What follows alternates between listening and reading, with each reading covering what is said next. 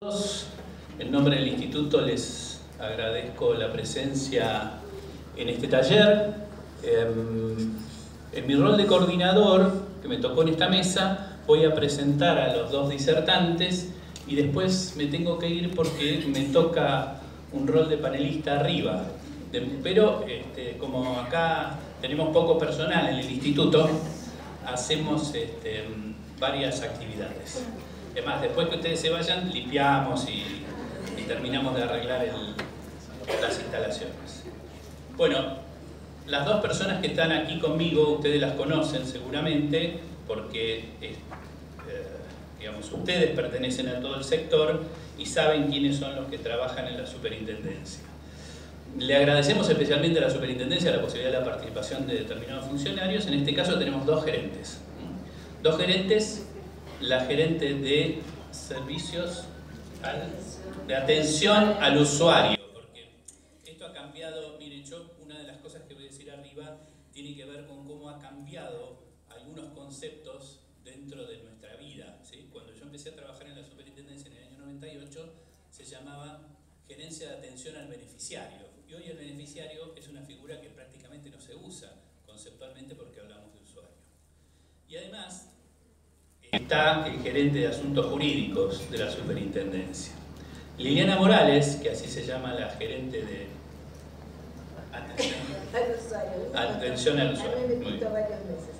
Y además después se incorporaba la medicina prepaga, entonces todavía se hizo más complejo. Es médica especialista en tocoginecología, médica legista de la UBA y tiene un posgrado en sistemas de salud y seguridad social y en políticas públicas otorgado por la Universidad Pompeu Fabra.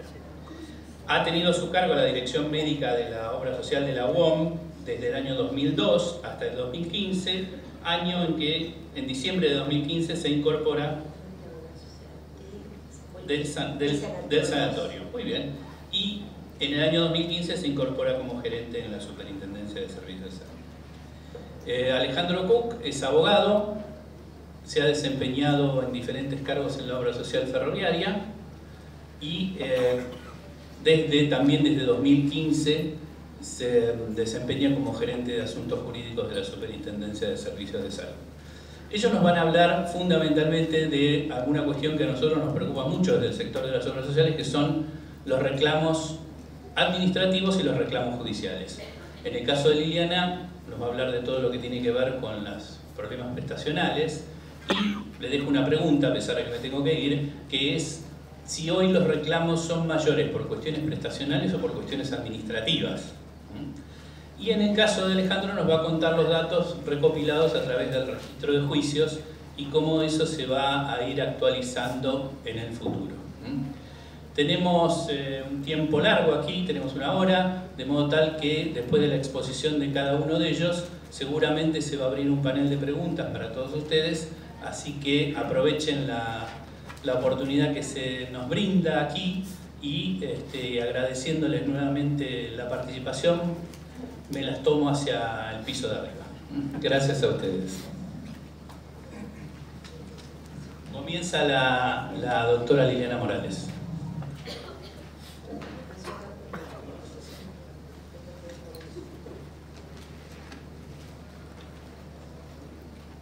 Bueno, el tema, tal como dijo el doctor Kochler, que nos junta hoy o nos reúne hoy, es justamente hablar de los reclamos y cuáles son las problemáticas más importantes que tenemos dentro de la seguridad social en cuanto a reclamos hacia las diferentes obras sociales. En realidad, el doctor Oscar Kochler me dejó una pregunta y desde ya yo se las voy adelantando, que en realidad el 56,4% de los reclamos no corresponden a problemas prestacionales, sino que corresponden fundamentalmente a los problemas de afiliación, o sea, de opciones de monotributistas, de opciones o cambios de opción de servicio doméstico. De cualquier manera les voy a dar un pantallazo primero de cómo se organizan los reclamos o cómo se reciben los reclamos, porque en realidad muchas veces tengo quejas de los diferentes directores de las obras sociales que no dan abasto a, digamos, a contestar los abogados la cantidad de reclamos que muchas veces les llegan. Ustedes saben que los beneficiarios de la Seguridad Social presentan su reclamo a través del formulario B, que es lo que se conoce por la resolución 075 del año 98. Esta resolución lo que hace el beneficiario es llegar a nuestro sistema de atención, lo recibe una persona que está capacitada para diferenciar las diferentes problemáticas que la gente viene a plantear y le llena un formulario en relación al reclamo. Este reclamo, nosotros corresponda o no corresponda, obligatoriamente, dentro del marco normativo, debemos comunicárselo a la obra social para que la obra social dé una contestación sobre el reclamo. Muchas veces el tema de reclamo, digamos, de los directores de las obras sociales es que les llegan reclamos que no corresponden. Si bien hay un análisis previo de dichos reclamos, de cualquier manera, muchas veces el beneficiario exige que se le comunique a la obra social y exige tener una respuesta de la obra social. Y nosotros tenemos la obligación de hacer esa comunicación, independientemente de cuál sea después la disposición que se dicte en la Superintendencia de Salud en relación al reclamo. Yo siempre les recomiendo a las obras sociales que contesten, a pesar de que muchas no contestan por tiempo o porque a veces, como todos, se ven tapados por el trabajo que tienen, porque en realidad eso nos ayuda a nosotros, de alguna manera, a darle una respuesta al beneficiario. Nosotros tenemos atención permanente con el público, o sea, no es que nos manejamos por papeles, sino que estamos permanentemente en contacto con la persona que viene a hacer el reclamo. Actualmente se los doy como adelanto, se está haciendo una modificación de la 075 para que ese reclamo, en lugar de llegar por vía correo, que muchas veces tiene retraso y lo tienen que contestar por vía correo también, que también es un engorro, estamos estableciendo la posibilidad de poner una plataforma de comunicación directa con las obras sociales para que esos reclamos lleguen a través de una dirección de mail y que la misma obra social los conteste sin necesidad de esta ida y vuelta de cartas y papeles de forma permanente, que en realidad nos complica la vida a todo el mundo. Muy bien. Una vez que contesta la obra social en ese momento, o sea, tiene un plazo para contestar, obviamente, que pueden pedir prórroga en la contestación, porque muchas veces en los casos de discapacidad nosotros le pedimos que nos presenten una evaluación de la Junta Interdisciplinaria de Discapacidad para determinar si realmente lo que está requiriendo el beneficiario es correcto o no, y a veces se necesita tiempo para reunir la Junta y para volver a evaluar al paciente y para poder dar una respuesta a la super. Con lo cual ustedes pueden pedir una prórroga. El otro sistema que estamos incorporando ahora en este momento es tener una vía de comunicación directa con las obras sociales telefónica. Habitualmente pedimos generalmente al coordinador de auditoría médica o muchas veces nuestro contacto es un abogado de la obra social, donde nosotros planteamos telefónicamente el problema a ver si se puede solucionar antes de enviar todo el requerimiento por correo y que lo contesten. Hay muchas obras sociales con las cuales ya tenemos esos contactos y aquellas que lo quieran tener pueden acercarse a la Superintendencia de Salud y hablar en la parte de evaluación de reclamos y directamente se ponen en contacto con la coordinadora y la coordinadora puede tener una charla vía telefónica directa con ustedes para evitar muchas veces que esta cantidad de reclamos lleguen a la obra social y les compliquen la vida. Bajo este tipo de sistemas, al cual agregamos también el tema de mediaciones, cuando no se logra un acuerdo en la primera contestación y la persona o el beneficiario intenta proseguir con el reclamo, a pesar de que si corresponde o no corresponde, tiene que salir con una disposición, también incorporamos el sistema de mediaciones. En aquellas problemáticas prestacionales o no, medias complicadas, lo que hacemos es llamar a ambas partes, o sea, a la obra social y a los beneficiarios, y tratar de hacer una mediación para ver si podemos llegar a un acuerdo antes de la conformación del expediente.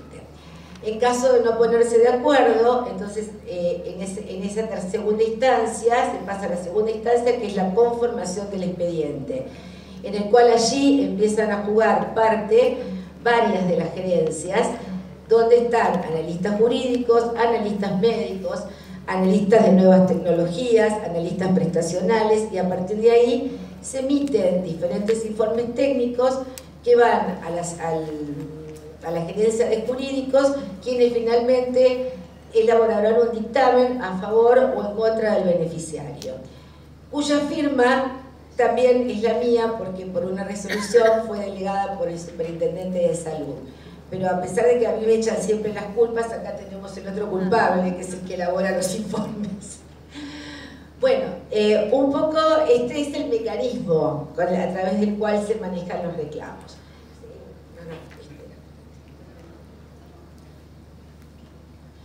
Bueno, tenemos una problemática. Nosotros sabemos que el PMO fue una resolución del año 2002, con lo cual obviamente, si bien había el compromiso de actualizarlo de forma permanente, obviamente sufrió un montón de desactualizaciones, a pesar de que se fueron agregando algunas prestaciones. Con lo cual muchas veces nos vemos en la disyuntiva de tener que determinar a ver si existe alguna prestación que, a pesar de no estar incluida en el PMO, el análisis de la patología del paciente nos lleva a pensar que realmente necesita ese tratamiento o esa prestación que se está solicitando. Y bajo ese concepto lo analizamos bajo 3 ejes de control prestacional, que son qué calidad de cobertura se le está dando al paciente, si el paciente tiene accesibilidad a esa cobertura en forma fácil, porque muchas veces se le brinda la cobertura en lugares muy alejados de su domicilio o de su lugar de trabajo, y que esa cobertura no rompa con la equidad del sistema. ¿Qué quiere decir? Que los montos que esa cobertura puede llegar a requerir o puede llegar a necesitar ser erogado por la obra social no esté rompiendo la equidad que tenemos en la seguridad social. Bueno, esto se lo paso rápidamente. El programa médico obligatorio, obras sociales contempladas en la ley 23.660, entidades de medicina prepaga y los que no tienen obligación de cobertura. La cantidad de beneficiarios empadronados en la Superintendencia de Salud pertenecientes a la Seguridad Social en este momento son 21.557.612. Ese es de acuerdo al último padrón del mes de septiembre. Obviamente esto incluye los titulares y el grupo familiar. Bueno, esto lo vamos a pasar, pues, los usuarios. Bueno, y acá entonces pasamos directamente a cuál es la estadística de reclamos. Esta estadística de reclamos es la presentada, o sea, la que se realizó por la evaluación de todos los reclamos presentados en el año 2017. Les puedo decir, a ojo de buen cubero, porque todavía no tengo las estadísticas exactas, pero casi todos los reclamos, más o menos en el año 2018, obviamente por el problema de crisis económica, se aumentaron en un porcentaje entre un 20 y un 25%. Habiendo un aumento bastante marcado en lo que son los reclamos de discapacidad. Nosotros vemos que en comparación con la cantidad de afiliados que tenemos en la Seguridad Social, la cantidad de reclamos que estamos manejando no es excesiva, o sea, solamente estamos hablando de un total de 8.782 reclamos. También tenemos que tener en cuenta que la mayor parte de los reclamos nos llegan desde Cava y Capital Federal, y que hay muchas zonas de las provincias donde acceder a un reclamo o acceder a un lugar donde le tomen el reclamo de la Superintendencia de Salud no es fácil, y mucha gente también no lo hace por desconocimiento. Es decir, que si bien este es un número bajo, también tenemos que tener en cuenta que hay una alta población que posiblemente no llegue a acceder al reclamo de la prestación o ni siquiera tenga conciencia de que esa prestación se le tiene que dar. Pero cuando nosotros vemos las estadísticas, es lo que yo le decía anteriormente, que el 56,04% no corresponden a problemas prestacionales, sino que corresponden a irregularidades de afiliación, que después levemente les voy a ir comentando cuáles son. Problemas prestacionales tenemos 1.399, es decir, el 15,91%, que iguala casi a los reclamos por discapacidad, solamente difieren en un punto, o sea, 1.313, hoy durante toda la charla de la mañana y mañana lo van a estar viendo, que es uno de los grandes problemas que atañen a la seguridad social y al sistema, digamos, de seguro de salud en general. Medicación, que después vamos a ver también, 429, que es el 4,8%, y salud mental, tenemos muy pocos reclamos, 20%, que es el 0,22%. No es que existan pocas prestaciones sobre reclamos de salud mental, sino que generalmente todos los pacientes de salud mental tienen un certificado de discapacidad, con lo cual entran dentro de las estadísticas de los reclamos de discapacidad.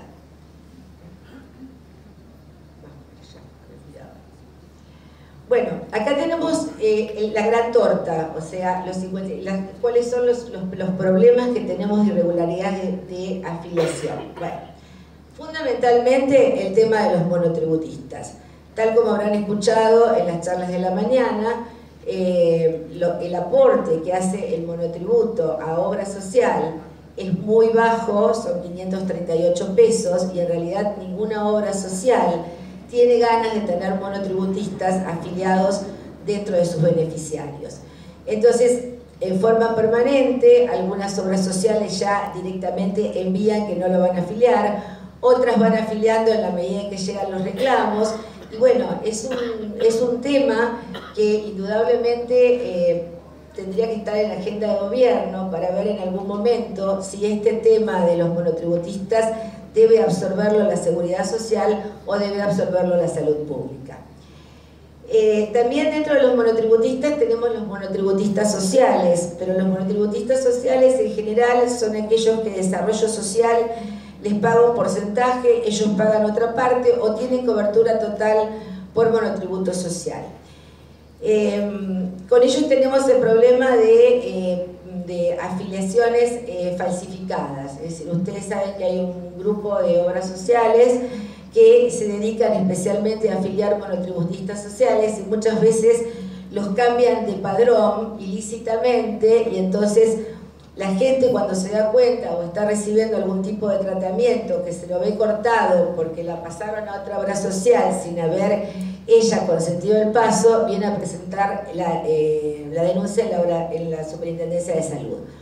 En esos casos, nosotros lo que hacemos es anularle la opción y obviamente se manda un informe jurídico para ver, de acuerdo a la problemática de esa obra social, si realmente se va a iniciar un sumario o no. Bueno, eso entraría dentro de anulaciones de opciones. Los aportes, generalmente los reclamos de aportes los tenemos con servicio doméstico, porque nunca les queda muy claro cuánto es lo que tienen que aportar para poder tener acceso a la obra social. Negativa de afiliación de familiar a cargo, negativa de afiliación de concubino o seguro de desempleo.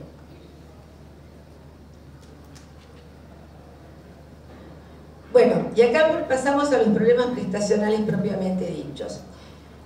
Bueno, ahí tienen las reglamentaciones. Ustedes tienen que saber que siempre la Superintendencia de Salud emite sus fallos en función de las normativas, que a veces a los que venimos por ahí, no siempre en la Superintendencia nos pueden parecer lógicas o no, pero están, hay que cumplirlas y los fallos deben ser emitidos dentro de esas normativas. Incumplimiento del PMO, nosotros tenemos que fueron 582 reclamos, que corresponde al 41,6% de los reclamos de incumplimiento. Coseguro y cambios, acá en el que les quiero hacer una aclaración, en el incumplimiento del PMO también van incluidas muchas prácticas que, si bien no están hoy en día dentro del PMO, ya las obras sociales las dan de por sí. Por ejemplo, nadie va a dudar hoy que una endoscopía laparoscópica o una videocolonoscopía es de cobertura obligatoria, porque hay determinadas prestaciones que en realidad facilitan y bajan los costos hoy en día de internación en salud. Pero los incumplimientos prestacionales no son generalmente de Capital General y Cava, son generalmente de las provincias y de las provincias más pobres, donde tenemos incluido el norte argentino, donde entra Santiago del Estero, donde entra Formosa, La Rioja, es decir, donde la gente a veces no tiene acceso a las prestaciones básicas, como por ejemplo una operación de apéndice o una cobertura por un traumatismo, por una caída. Entonces, en general, este número se ve más aumentado, el prestacional, por todo lo que llega a través de las delegaciones que por los incumplimientos en Capital y Cava. Bueno, con seguros y cambios de planes fue algo que realmente hubo reclamos el año pasado, pero después de la modificación de los valores con la resolución 58 del 2017, prácticamente este año no tenemos reclamos con seguros altos o con seguros indebidos. Cuando ponemos otros es porque en este momento uno de los elementos que nos están bombardeando los reclamos son los estudios genéticos. Gran problemática para la Superintendencia de Salud. Bueno, en este caso nosotros pedimos colaboración para los informes médicos a la Gerencia de Control Prestacional y a la Gerencia de Evaluación Estratégica, que es la encargada de evaluar nuevas tecnologías. Y con respecto a los reintegros, que es un 8%, obviamente no todos los reintegros se salen positivos para el beneficiario, dado que muchas veces el beneficiario se sale de la cartilla o del sistema de salud y viene a pedir reintegro por una prestación que por supuesto no corresponde. Bueno, con respecto a fertilización asistida, por favor, con respecto a fertilización asistida, vemos que sobre los 1.399 reclamos que tenemos prestacionales, acá tenemos los valores de fertilización asistida. Los reclamos de fertilización asistida habitualmente no atañen tanto a la seguridad social como a los sistemas de medicina prepaga. Son mucho más reacios a la cobertura de medicación y a los tratamientos de fertilización, los sistemas de medicina prepaga. Ahora bien, a veces cuesta entender que esta ley, digamos, tuvo una mala gestación, por decirlo de alguna manera, dado que la fertilidad no está tratado como un problema de una enfermedad, sino que está tratado como que cualquier persona que quiera tener un hijo puede acceder a una fertilización asistida. Con lo cual esto trae muchos problemas. Yo he tenido varias charlas con obras sociales donde me dicen cómo puede ser que una mujer que firmó una aceptación de una ligadura de trompas y una esterilización en pleno uso de su conciencia, después se le apruebe, o además la obra social le tenga que pagar una fertilización asistida. Totalmente de acuerdo. La normativa dice lo contrario. Es decir, a mí también obviamente me parece una aberración plantearle a una obra social que después de haber hecho la esterilización de un paciente que aceptó bajo su uso de razón la misma, después la obra social tenga obligación de cobertura de una fertilización asistida. Pero lamentablemente es como les dije antes, la ley estuvo, por relacionarlo con el problema, mal parida desde la gestación. O sea, no se trata la fertilización como una patología, la infertilidad, sino que se trata como el derecho que tiene cualquier persona a tener un hijo. Por eso muchas veces nos encontramos con la problemática de que algunas obras sociales me plantean, y bueno, pero si el factor es masculino, que lo trate la obra social del hombre, y si el factor es femenino, que lo trate la obra social de la mujer. Es muy problemático dividir los tratamientos en esta forma.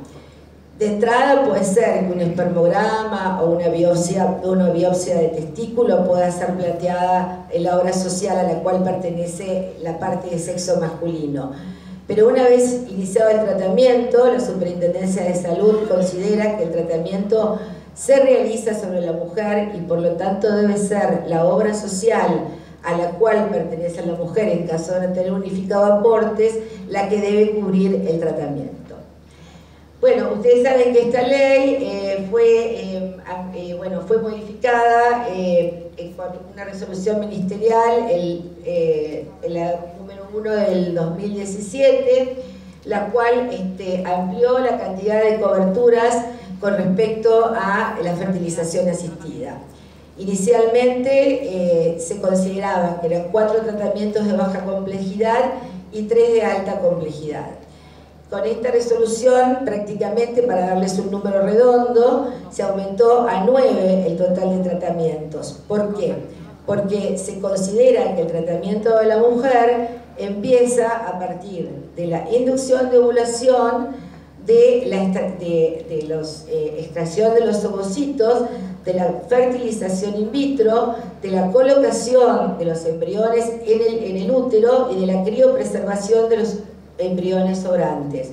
Con lo cual, si quedaron embriones congelados, la mujer, bajo ese mismo tratamiento, tiene derecho a 2 transferencias más. Que por supuesto también significa un costo para la obra social, porque a la mujer también, si bien no se la estimula ováricamente, se la tiene que estimular a nivel de endometrio para que ese embrión anide. Con lo cual, si bien no es el costo total, es también un alto costo para la obra social. Bueno, bajo esta modificación, podríamos decir, si la mujer tiene embriones congelados, que se extendieron prácticamente a 9 los tratamientos a los cuales se debe someter una mujer. Y bueno, la última modificación fue la 1044 del 2018, que bueno, nos vino una buena, que es que solamente se puede permitir la donación de óvulos o de material genético hasta los 51 años de edad, ¿sí? Con lo cual, bueno, por lo menos, que también tiene un vericueto, porque dice, salvo indicación en contraria médica. Esperemos que a nadie se le ocurra hacerla, pero va. Bueno, acá tenemos dentro de las prestaciones no incluidas en el PMO, que ahí entra mucha cantidad el tema de los estudios genéticos y cumplimientos del PMI. Ahí generalmente tenemos, especialmente en todo lo que es la provincia, la provisión de leches medicamentosas, que generalmente es el reclamo más asiduo que se presenta. Igual fíjense que no son muchos. Corte cobertura regional de las obras sociales que tienen ámbito nacional, y drogadependencia. En drogadependencia también tenemos poco porcentaje porque también entran dentro de la discapacidad. Bueno, las personas discapacitadas empadronadas en la seguridad social son 280.000. La estadística del sistema de integración determinó que reciben prestaciones de esas 280.000, 60.000 personas, es decir, el 2%. Esto se los puse porque para que ustedes tengan un leve pantallazo, que después mañana seguramente se van a explayar más. Llegamos a reintegrar, no sé ahora cuál es el valor, ¿tenés idea este mes cuál fue el valor de reintegro? 1.500. Bueno, llegamos a reintegrar por el sistema de integración por prestaciones de discapacidad hace 2 meses 1.700 millones, ¿sí? Sí, lo de 1.700 es por integración, después aparte obviamente están los reintegros por sueldo. Bueno, acá tenemos en qué se basa fundamentalmente los reclamos de discapacidad.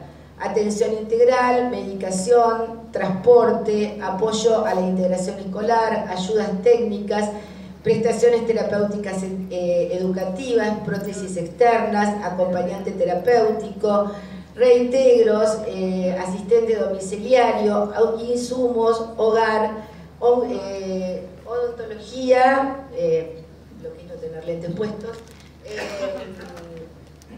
porcentaje de cobertura y derivaciones. Bueno, y acá les quiero hacer 2 aclaraciones que por ahí les son importantes para los auditores médicos. Es fundamental, o sea, yo tengo el equipo de discapacidad dentro de mi gerencia, tengo una participación activa dentro de discapacidad. Es fundamental y les pido por favor que cuando nosotros les enviamos el reclamo diciéndole que por favor la Junta de Discapacidad, Interdisciplinaria de Discapacidad, nos mande el informe relacionado con las prestaciones que esa paciente necesita, por favor que lo hagan. No lo manden firmado por un abogado, porque a nosotros eso no nos sirve. Necesitamos el informe de la Junta de Discapacidad. Ustedes saben que el artículo 11 y 12 de la ley 29.901, que es la de discapacidad, establece que todas las obras sociales tienen la obligación de tener una junta de discapacidad que debe evaluar anualmente las prestaciones que debe recibir el discapacitado. Es de fundamental ayuda para nosotros, porque en realidad ustedes tienen que pensar que nosotros no somos los médicos tratantes del paciente. Nosotros no conocemos al paciente, solamente conocemos la historia clínica y la documentación que la madre adjunta y los pedidos de los diferentes lugares de prestaciones, que generalmente ustedes saben bien que lo que quieren es cuanto más se factura mejor.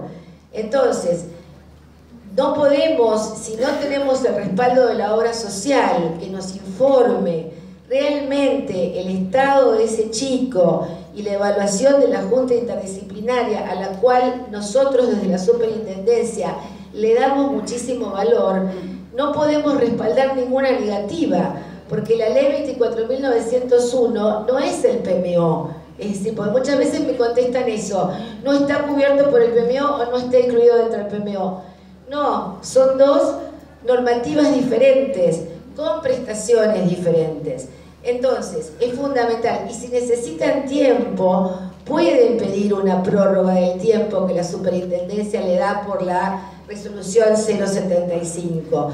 Pero para nosotros es fundamental que ustedes nos envíen el informe. E insisto una vez más, no me sirve la firma del abogado, me sirve la firma de los profesionales que realmente intervienen en la Junta Interdisciplinaria. Y el otro elemento que les quiero aclarar es el tema del hogar.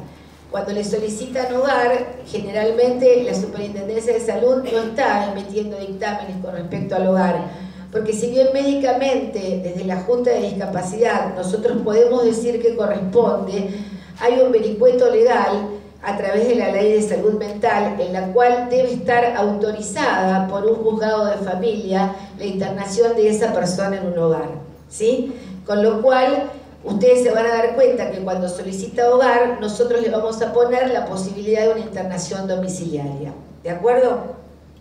Bueno, la discapacidad se está convirtiendo en uno de los problemas principales de cobertura, el requerimiento de nuevas tecnologías está aumentando la inequidad prestacional y es lo que les decía antes, la importancia de la conformación de las juntas interdisciplinarias.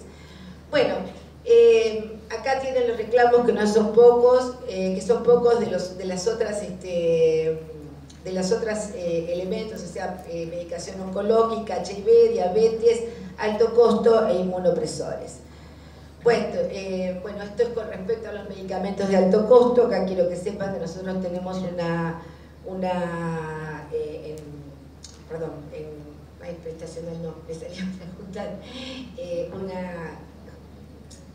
comisión de evaluación de tecnologías que está en la gerencia estratégica y que realmente está trabajando muy bien y nos da una importante ayuda con respecto a todo este tipo de medicaciones.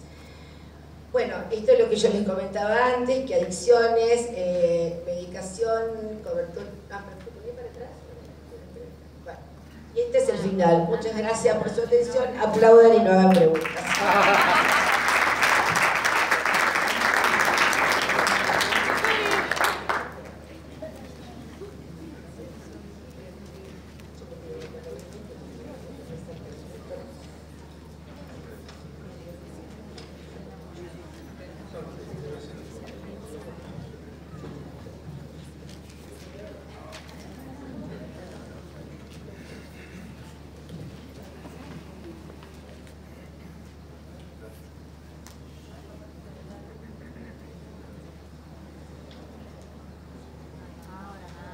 Bueno, buenas tardes a todos. En primer lugar, quiero agradecer a las autoridades y organizadores de este Congreso de Salud de los Trabajadores la invitación para participar de este taller. Como siempre, para nosotros es un honor estar acá participando de estas actividades. Yo en esta oportunidad les voy a hablar del Registro Nacional de Amparos en Salud, que fue creado por la Resolución 409. ¿Se escucha bien? Que fue creado por la Resolución 409 del año 2016. Y los datos estadísticos que tenemos al día de la fecha, después de un año y pico de vigencia de la resolución en ese registro. Como sabemos, todos los que trabajamos en la seguridad social, especialmente en el subsistema de salud, la judicialización de la salud produce un impacto muy fuerte en las obras sociales, entendiendo por judicialización digamos, la intervención de la justicia para obtener el reconocimiento de prácticas médicas, medicamentos o elementos médicos que están por fuera de los protocolos que demuestran utilidad. Como les dije, esto produce un alto impacto, ya que a través de las decisiones judiciales los jueces van fallo tras fallo modificando y ampliando el alcance del programa médico obligatorio. Bueno, en el mes de noviembre del 2016 la Superintendencia dicta la Resolución 409, ¿sí? Fue publicada en el Boletín Oficial el 17/11 del 2016, que se crea el Registro Nacional de Amparos en Salud en el ámbito de la gerencia de asuntos jurídicos. ¿Cuál era el objetivo de esta resolución y la creación del registro? Conocer primero adecuadamente los procesos judiciales iniciados contra los agentes del seguro con motivo de obligaciones prestacionales, es decir, el registro no incluía ni juicio de mala praxis ni cualquier otro juicio de contenido económico que no fuera un recurso de amparo, porque entendíamos que la judicialización estaba, digamos, y el impacto que produce la judicialización está principalmente por los recursos de amparo, más allá que después les voy a dar algunos datos estadísticos respecto a los juicios de mala praxis también. Analizar los niveles y motivos de litigiosidad, fortalecer los principios de equidad y solidaridad del sistema y, bueno, por supuesto, contribuir a reducir la judicialización. La decisión, digamos, estos objetivos, que los tenemos todavía por delante, apunta a hacer un análisis de la información que cargan las obras sociales en este registro, para a partir del análisis de esa información poder tomar decisiones que tiendan de alguna manera a reducir la judicialización. El registro es una base de datos, es un sistema informático creado por el área de sistemas de la superintendencia, ¿sí? En el cual todas las obras sociales tienen que cargar determinados datos: autos, juzgado, secretaría, jurisdicción, monto involucrado, abogado que representa a la parte requirente, médico prescriptor, porque siempre donde hay un reclamo a través de un recurso de amparo hay un médico que prescribe, y bueno, el monto involucrado les dije, y el estado procesal. La obligación de carga recae en las obras sociales. Una vez que las obras sociales cargan esa información ya queda, se puede modificar el estado solamente, ¿sí? Con lo cual es una gran base de datos que poco a poco se va nutriendo con toda la información que brindan las obras sociales.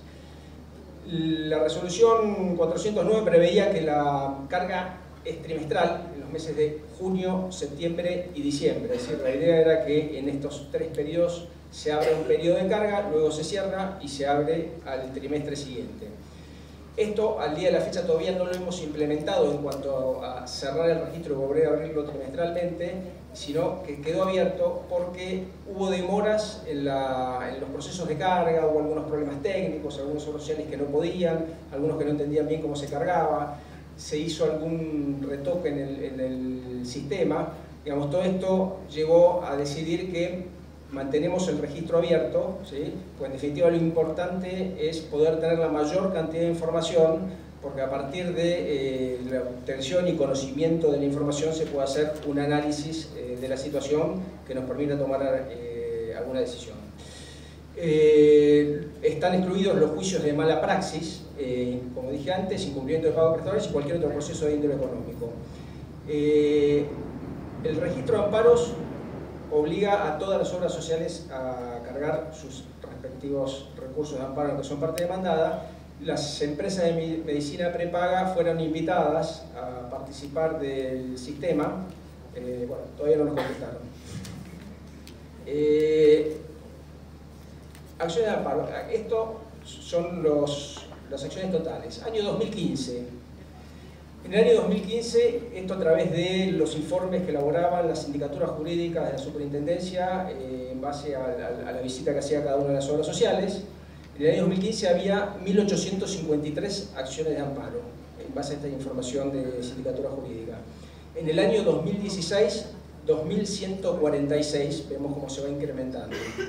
Y en el año 2017, ya con el Registro Nacional de Amparos en Salud conformado, el total de acciones es de 6.670.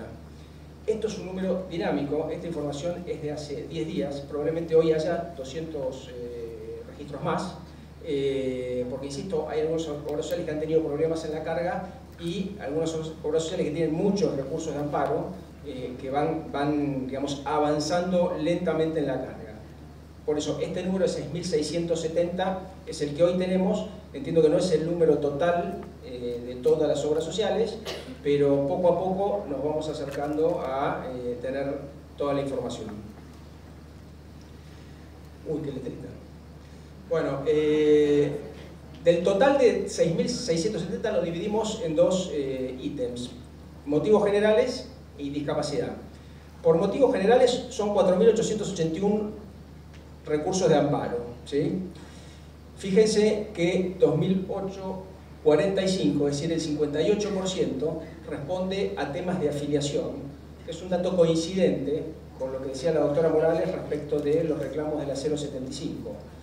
La mayor parte de los recursos de amparo también están vinculados a temas de afiliación, especialmente en temas monotributistas, temas jubilados, pero bueno, el 58% se refiere a temas de afiliación.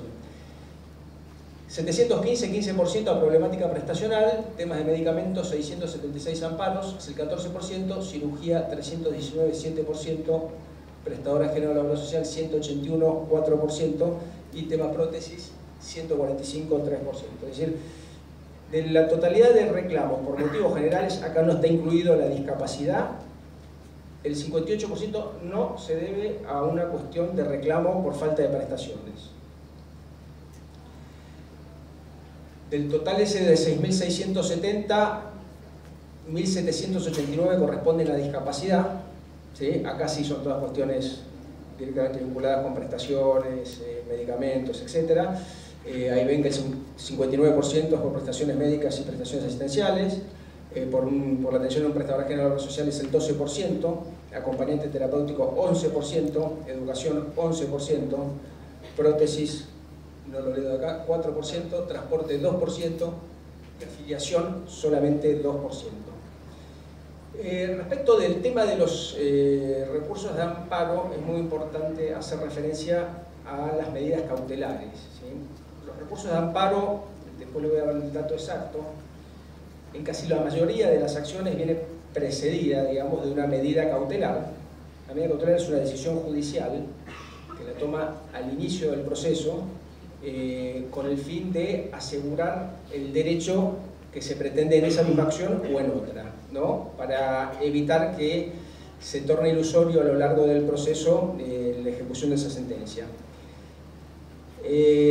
Normalmente, en la mayoría de los casos se solicita esta medida cautelar y se hace lugar a la medida cautelar, y en muchos casos esa medida cautelar torna abstracta la discusión posterior sobre el planteo que está haciendo el beneficiario.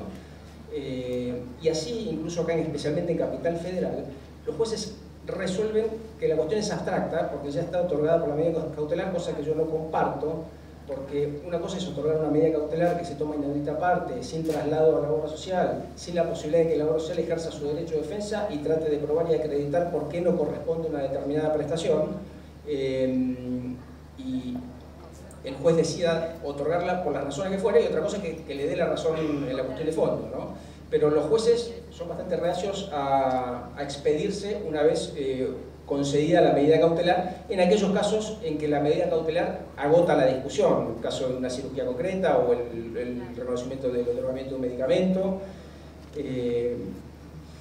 Bueno, esto es por radicación, por ámbito geográfico. Acá ven el 67% de los recursos de amparo que están cargados en el registro se encuentran en el ámbito de la Ciudad Autónoma de Buenos Aires, el 19% en la provincia de Buenos Aires, y ahí luego tienen Córdoba, Santa Fe, Entre Ríos, Salta, Mendoza y Río Negro en ese orden.